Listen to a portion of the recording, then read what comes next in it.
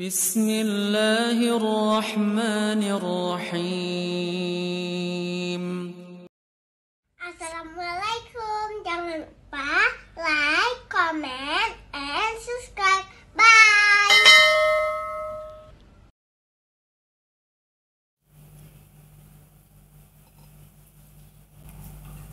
Bismillahirrahmanirrahim. Assalamualaikum warahmatullahi wabarakatuh.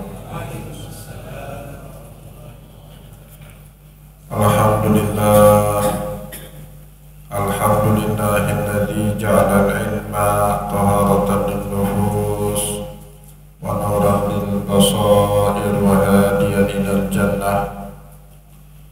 Asyhadu an la ilaha illallah wahdahu la syarika lah wa asyhadu anna Muhammadan abduhu wa rasuluhu shahibul burhan. Allahumma sholli wa sallim ala rasulika al-karim Muhammad sallallahu alaihi wasallam wa ala alihi wa ashabihi wa man tabi'ahu bi ihsanin ila yaumiddin. Summa amma ba'du. Puji dan syukur senantiasa dan tidak pernah bosan-bosannya kita panjatkan kehadirat Sang Maha Pencipta Allah Subhanahu wa Ta'ala, yang mana dengan limpahan karunia-Nya, rahmatnya, hidayahnya, serta anugerahnya kepada kita semua, kita kembali masih diberi kesempatan, kesehatan dan usia panjang oleh Allah Subhanahu wa Ta'ala untuk terus dan senantiasa mengabdikan diri kita di jalannya dengan menjalankan segala perintahnya dan menjauhi semua larangannya.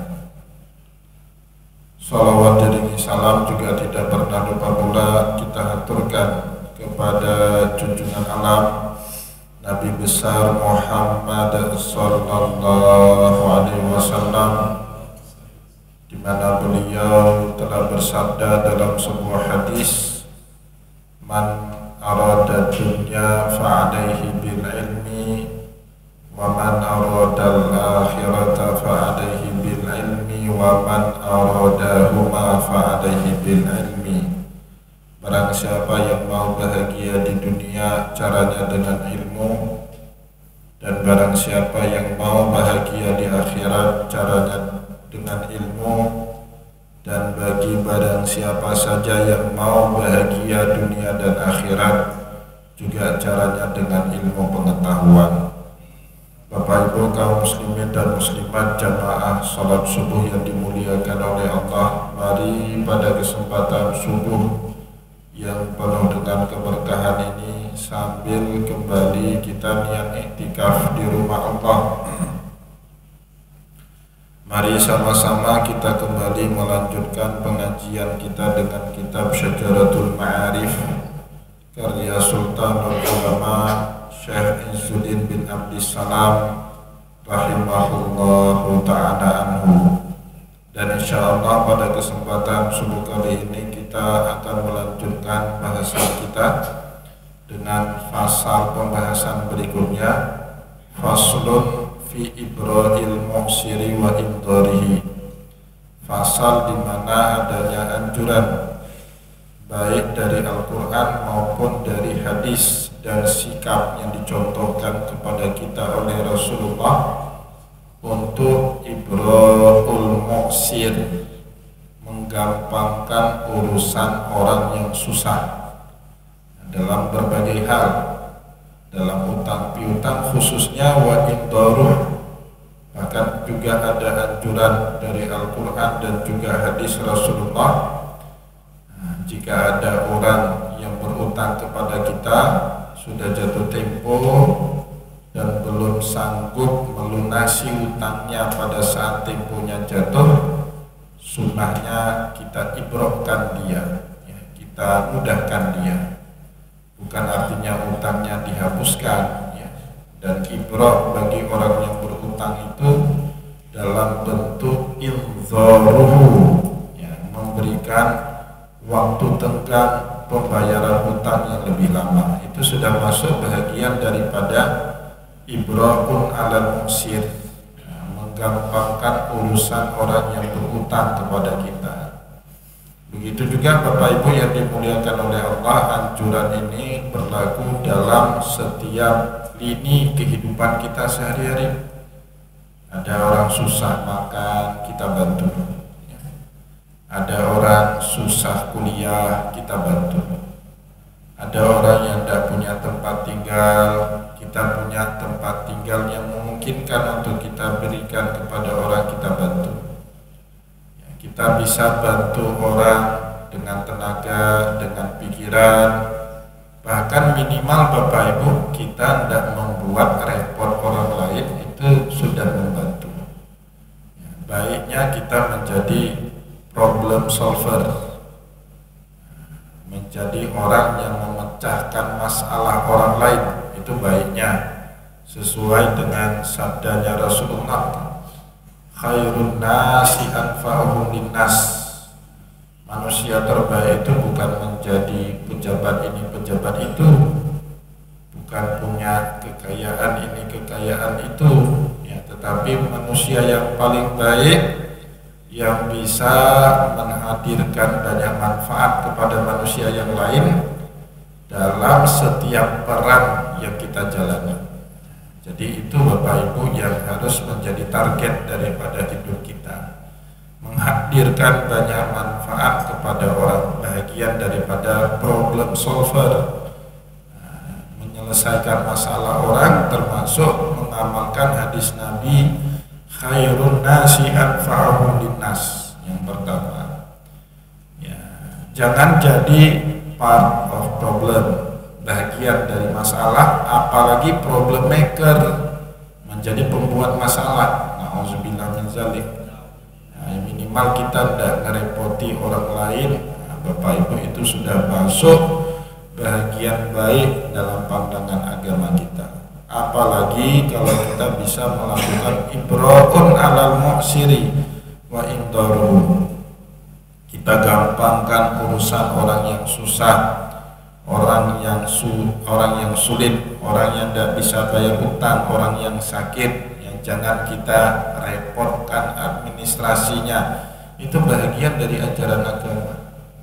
Tapi entah kenapa di negeri kita ini kalau bisa dipersulit, ya, untuk apa dipermudah, ada semangat seperti itu dalam setiap lini kehidupan Bapak Ibu, ya. Padahal seperti yang dikutipkan kepada kita awal pembahasan di dalam pasal ini, Imam Izzuddin bin Abi Salam langsung mengutipkan sepotong ayat dari firman Allah dalam surat Al-Baqarah ayat 28. Qala Allah Ta'ala, wa in kana dzu usratin fanadhiratun ila maisarah wa an tasaddaqu khairun lakum in kuntum ta'lamun.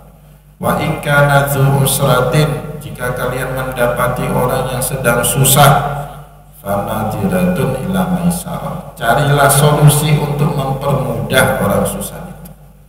Nah, jadi kalau di tempat kita, Masya Allah, dipersulit bukannya dipersusah. Mau berobat ke rumah sakit, yang namanya sakit itu kan tidak bisa tunggu Bapak Ibu, apalagi yang darurat. Orang sesak nafas, masa disuruh mintain KTP-nya dulu baru mau diproses? Diproses atau diambil dulu tindakan medis, ya, dimasukkan oksigen dululah ke mulutnya, disuntikan infus dululah di tangannya. Urusan administrasi itu kan bisa diurus belakangan, tapi Bapak Ibu di rumah sakit kita administrasi dulu, baru kemudian diproses tindakan medisnya. Ini kan kebalik. Saya pernah suatu hari, tidak usah saya sebut rumah sakitnya di mana Bapak Ibu, karena lambung saya itu parah, sempat jatuh lagi ceramah bahkan. Akhirnya saya diopname, ya sebelum diopname kan dibawa ke IGD, lama di IGD itu, hampir 12 jam, katanya nggak ada kamar. ketika istri saya izin sebentar ninggalin saya ke toilet, saya ambil itu impus Bapak Ibu, saya jalan ke lantai 2, ternyata kamar kosong banyak, jalan sendiri, langsung saya tidur di kamarnya. Perawat di IGD itu cari pasien setengah mati, udah hilang, nggak bawa HP, saya HP sama istri. Akhirnya ditemukanlah saya di kamar lantai 2 itu. Datang perawat, datang manajemen rumah sakit. Nah, Pak, ini nggak boleh di kamar ini, Bapak harus keluar dulu di IGD. Nah, tadi di IGD katanya nggak ada kamar. Saya sekarang sudah dapat kamar kok, diusir. Saya nggak mau pindah, udah pakaiin spray cepat, saya nggak mau pindah lagi. Jadi itu kan mempersulit orang yang sedang susah. Apalagi kalau sudah berurusan dengan hukum, Bapak Ibu, waduh, habis itu hari kita, punya kerjaan ninggal kita.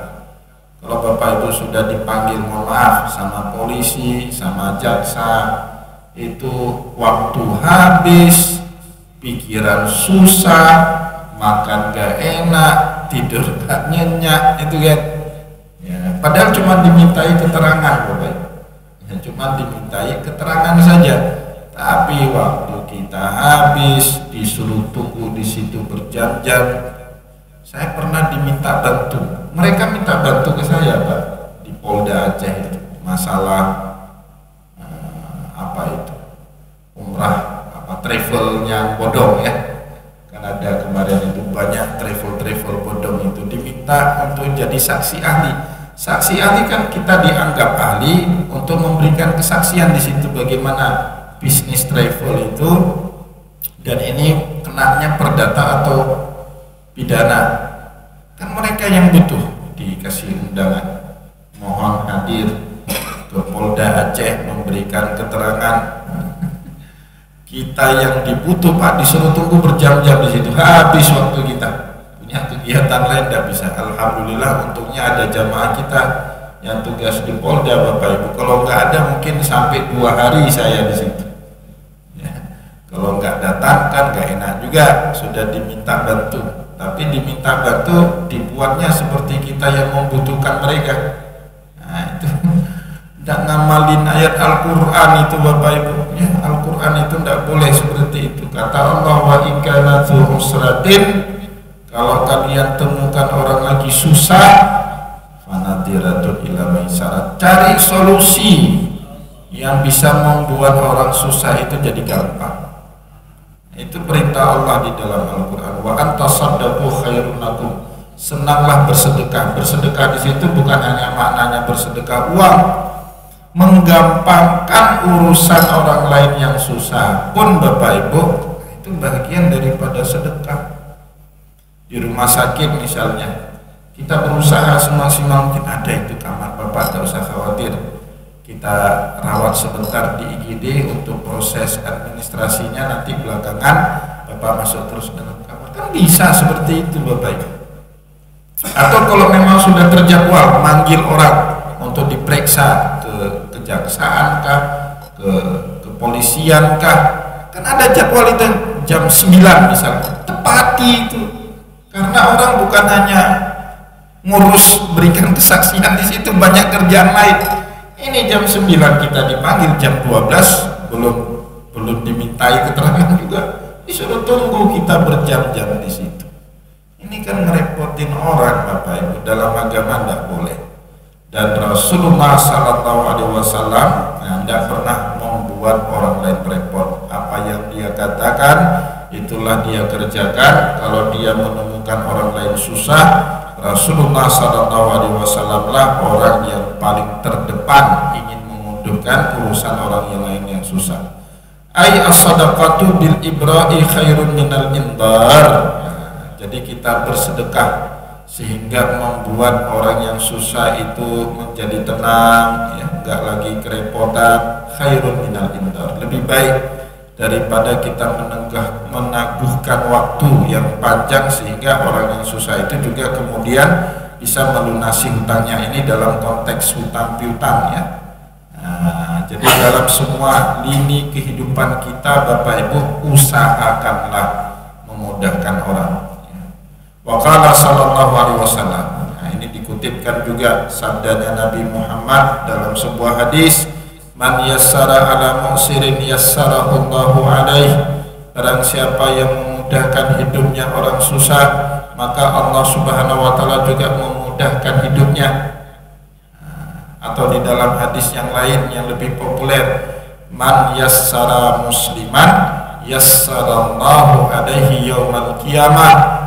Barang siapa yang memudahkan urusan kaum muslimin di dunia, maka kelak Allah Subhanahu wa taala akan memudahkan urusan kita di hari kiamat. Jadi dulu saya sudah lama hafal hadis ini, Pak, tapi implementasinya kayaknya baru akhir-akhir ini. Tapi itu pun dikit-dikit, tipis-tipis. Saya ingat betul satu hari lagi memeriksa soal mahasiswa saya, ujian akhir di kampus, ya periksa soal, Pak, lagi periksa di tempat kerja, meja kerja saya itu. Tiba-tiba kegiatan pemeriksaan lembar jawaban mahasiswa itu dilihat sama istri saya dari belakang. Saya kasih mahasiswa itu nilainya 60, rata-rata 60, paling tinggi 70. Nah, berarti kalau 70 itu C plus, Pak. Nggak ada yang B gitu. Nah, istri saya itu akhirnya ngomong, abang itu kasih nilai anak orang seperti itu, nanti nilai anak abang waktu sekolah digituin juga sama gurunya. Nah, itu pentingnya punya anak akhirnya, Pak. Kita jadi bijak. Nah, maka mohon maaf, biasanya orang temperamennya tidak stabil itu salah satunya disebabkan karena dia punya anak. Tapi ketika orang punya anak itu dia paham kalau dia memperlakukan anak orang seperti ini, kemungkinan besar anak dia juga akan diperlakukan seperti itu oleh orang lain di suatu hari kelak. Akhirnya saya insaf, Pak Ibu. Semenjak itu insaf saya, Pak. Kalau sekarang, Pak, lebih banyak mahasiswa saya dapat nilai AB. Yang paling jahat itu kalau dia tidak pernah masuk sekolah, C saya kasih. Ya, kalau dia tidak pernah kuliah, nggak masuk sampai 5 kali itu baru saya kasih C. Yang lain AB semua, asal dia masuk pasti saya kasih B, walaupun lembar jawabannya banyak kosong. Moga-moga dengan itu anak saya kelak dimudahkan. Itu kan makna dari sabda Rasulullah, man yassara ala mu'sirin yassarahu Allahu alaihi. Barang siapa yang memudahkan orang yang lagi susah. Bapak Ibu kalau pernah ikut ujian, paling susah itu kalau kita sedang diuji. Menguji orang enak, Pak. Orang yang besok diuji malam nggak tidur itu. Malam nggak tidur, stres sendiri dia, Pak, ya. Nah, kalau kita menguji orang lain kan gampang. Yang nggak gampang itu kita diuji, itu paling nggak enak itu diuji. Walaupun kita tahu kita punya kapasitas, punya ilmu bisa menjawab, tapi tetap tegang kalau kita tahu pertemuan besok dengan dosen itu adalah ujian. Pasti bawaannya tegang. Maka mudahkan, ya, mayyasara ala mu'sirin yassarahu Allahu alaihi. Barang siapa yang memudahkan urusan orang susah, maka Allah Subhanahu wa taala akan memudahkan urusannya. Mayyasara ala muslimin yassarahu Allahu alaihi yaumal qiyamah. Barang siapa yang memudahkan urusannya kaum muslimin, kelak Allah Subhanahu wa taala juga akan memudahkan urusannya di hari kiamat. Di zaman kita sekarang bahkan nauzubillah min zalik, yang musibahnya itu, Pak, di dunia pendidikan itu sekarang kan lagi-lagi baru viral, ngerepotin orang. Sekolah negeri itu tidak boleh nerima apapun, itu aturannya sudah jelas. Berbagai macam bentuk kutipan di sekolah negeri itu dianggap pungli, bisa pidana itu, Pak. Tapi sekarang banyak sekolah negeri mengatasnamakan permintaan dari komite sekolah menggunakan dalil komite sekolah, Pak. Ini kesepakatan wali murid. Ya, daftar ulang bayar 5 juta, bayar sekian juta. Padahal tidak semua wali murid itu mampu. Beda kalau wali muridnya mampu, dia sumbang tidak masalah. Tapi kalau dipatok semua wali murid, ada 200 wali murid wajib bayar 4-5 juta. Kalau dia mendaftarkan ulang anaknya, apa nggak repot itu orang, Pak? Nah, ini terjadi di dunia pendidikan kita sekarang, mengatasnamakan keinginan komite padahal tempat cari duit di situ. Ya, ini melanggar betul, sudah melanggar aturan negara, melanggar aturan agama. Bahkan kadang-kadang yang buat itu sekolah agama, Pak.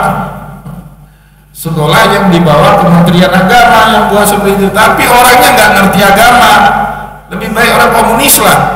Kita selalu marah-marah sama komunis. Sekolah kita aja lebih komunis daripada orang Cina. Orang Cina itu gratis, Pak, sekolahnya. Di Cina itu sekarang mau sekolah sampai S1, S2, S3 gratis. Bahkan kasih beasiswa lagi buat orang luar negeri. Bukan hanya buat orang Cina. Di tempat kita, Pak, sekolah negeri ada pungli. Kan lebih komunis itu. Tapi nanti nggak ada duit. Bohong, nggak ada duit, Pak. Sekolah itu ada bos namanya. Semua biaya itu dibebankan kepada bantuan operasional sekolah atau dana bos itu. Nah, tapi kecuali dana bosnya disunat sama pengambil kebijakan yang lebih tinggi. Nah, itu komunis juga itu. Ya kadang-kadang kita ini, Pak, marah sama komunis. Kita sendiri yang lebih komunis nggak marah. Sikap kita itu lebih komunis. Dana bos dicutit, disunat, ya, 100 juta dana bos, tinggal 30 juta, 70 juta melayang entah kemana. Itu kan lebih komunis daripada komunis itu sendiri. Dan itu tidak pernah diajarkan di dalam agama kita, ya. Di dalam Al-Quran kita dilarang melakukan itu, apalagi di dalam hadisnya Rasulullah SAW. Maka Bapak Ibu, kalau kita melihat Nabi Muhammad setiap kali ada datang sahabat yang mengeluhkan ini itu, apakah urusan duniawi maupun urusan ukhrawi, pasti Nabi Muhammad berusaha memudahkan urusan mereka. Pernah kan satu kali Salman Al-Farisi, sahabat Nabi yang masuk Islam tapi statusnya masih budak. Salman Al-Farisi itu kemudian ingin dibebaskan, ingin dimerdekakan sama Nabi. Pergi ke tuannya, tanya berapa harganya, sekian ribu dinar. Rasulullah ajak para sahabat patungan untuk membebaskan, memerdekakan Salman Al-Farisi. Diterima sama tuannya Salman, tapi Salman terikat satu janji. Kalau dia harus menanami 300 batang kurma, itu syarat yang kedua. Jadi bayar. Terima kasih.